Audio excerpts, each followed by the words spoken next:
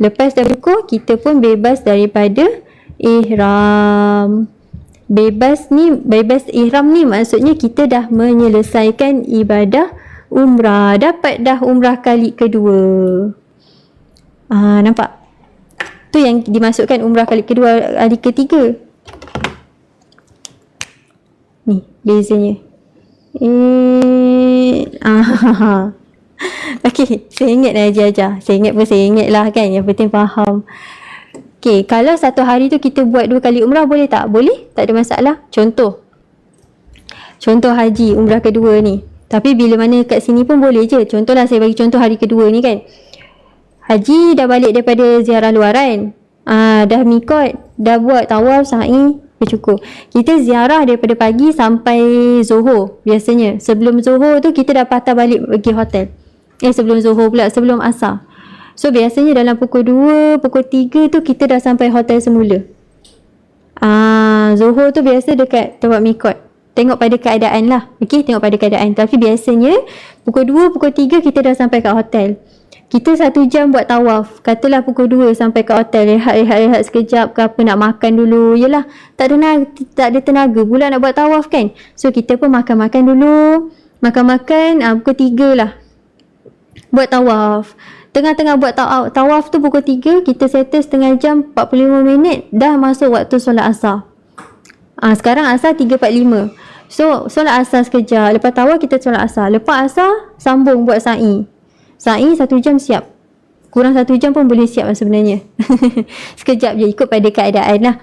Okey, sa'i. Lepas buat sa'i, kita pun bercukur bergunting bebas. Okey, lepas asar dah siap. Haji pun balik hotel sekejap, mandi-mandi sebab dah bebas ihram kan. Mandi-mandi, pakai perfume, pakai deodorant, bersihkan diri apa semua. Kita pun pergi solat maghrib, solat isyak. Lepas isyak, Haji tak penat. Haji tak penat lepas isyak tu. Rasa macam nak buat umrah lah malam ni. Lepas isyak, Haji ambil teksi. Pergi mana? Pergi Tanaim. Kena pergi dekat Tanaim, ambil niat di tempat mikot. Mikot yang paling dekat dengan Masjidil Haram adalah Tanaim, dalam 5 km. Ambil teksi, 50 rial satu teksi pergi dengan balik. Anggaran dia dalam 50 rial lah Haji. Okey, pergi naik ambil teksi lepas isyak pukul 9 ke pukul 9.30 tu kan. Pergi Tanaim sekejap, ambil niat, patah balik masuk Masjidil Haram. Malam tu, tengah malam, Haji nak buat lagi tawaf, sa'i, bercukur bergunting, bebas. Sebelum subuh dapat satu ihram satu umrah. Sehari dah 2 umrah. Boleh, tak ada masalah. Okey, kalau tak penat lah, apa-apa pun ikut pada kemampuan. Boleh je, sehari buat 2-3 kali umrah, tak ada masalah. Ini sebab ada ziarah. Kalau tak ada ziarah, daripada pagi Haji pergi tempat mikot sendiri, ambil niat, buat tawaf, sa'i, bercukur bergunting. Tengah hari dah siap. Petang buat lagi, malam buat lagi. Boleh? Tak ada masalah. Kalau hari ketiga kita bebas, tak ada buat aktiviti, Haji nak buatlah. Okey. Kejap. Mana tadi komennya atas? Okey, kejap Mana orang yang meninggal dah pernah buat umrah? Okey. Allah. Mana tadi komennya? Kalau orang telah meninggal dunia dah pernah buat umrah, boleh ke kita buatkan umrah sekali lagi? Okey, kalau orang yang telah meninggal dunia, kalau dia dah pernah buat umrah, Haji boleh buatkan lagi, tak ada masalah. Ataupun cara lainnya, Haji buat buat je umrah sunat. Lepas tu akhir sekali lepas bercukur bergunting, doa kepada Allah SWT supaya supaya pahala umrah ni dihadiahkan kepada si fulan dan bin si fulan. Nama orang yang Haji nak sedekahkan pahala umrah ni kepada arwah.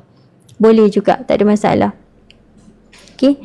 Katakanlah tiba-tiba kan rasa macam dalam buat umrah sunat ni, tadi tak niat untuk badal tapi dah buat umrah sunat. Akhir sekali nanti doa pada Allah SWT, hadiahkan pahala umrah ini kepada yang Haji nak hadiahkan tu. Sebutlah nama dia.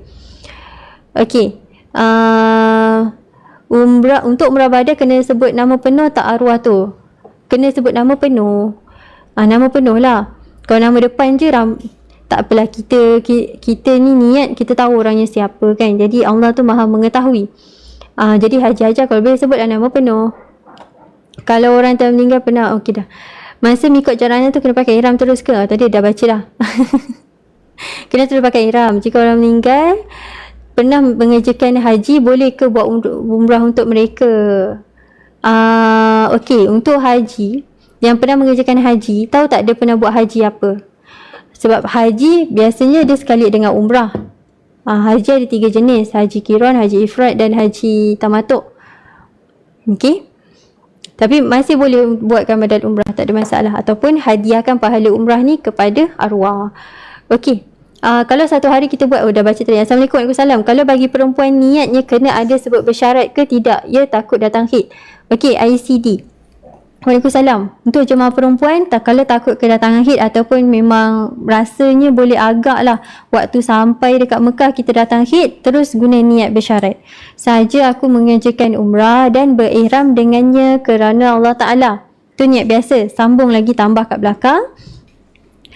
Dan jika aku terhalang oleh halangan syarak, maka aku bertahalul. Ataupun boleh guna maka aku halal. Niat bersyarat ada 2. Guna aku bertahalul ataupun maka aku halal. Guna je niat bersyarat. Andai katalah waktu dalam ini, bukan waktu dekat Mekah sepanjang 5 malam tu, bukan. Waktu kita dah niat tadi, sampai hotel tiba-tiba tengok, cek, terkeluar darah. Kan, ataupun ada spotted sikit lah. Okay, jadi bila je kita terhalang daripada nak buat umrah disebabkan haid, kita tak boleh mengerjakan tawaf. Sebab tawaf ni dalam masjid. Orang yang datang haid tak boleh dalam masjid. Dan tawaf mesti suci. Tak boleh.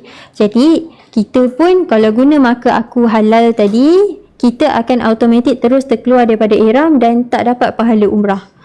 Lepas saja suci nanti kena ambil ihram semula di mikot. Ambil niat semula di mikot. Okey, kalau guna maka aku bertahalul, sampai je hotel tiba-tiba terhalang sebab datang haid. Kalaulah hajah nak terus keluar daripada ihram, kena bertahalul.